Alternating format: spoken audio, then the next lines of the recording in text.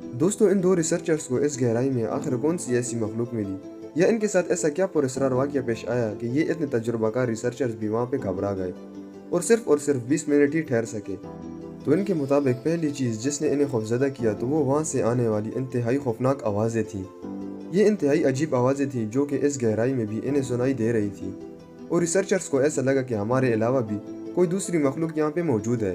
اور باقاعدہ آوازیں نکال کر انہیں مزید خوفزدہ بھی کر رہی ہے۔ ان آوازوں کو سننے کے بعد انہوں نے یہ فیصلہ کیا کہ ان آوازوں کو ڈیٹیکٹ کیا جائے تاکہ پتہ تو چلے کہ یہ کس چیز کی آوازیں ہیں۔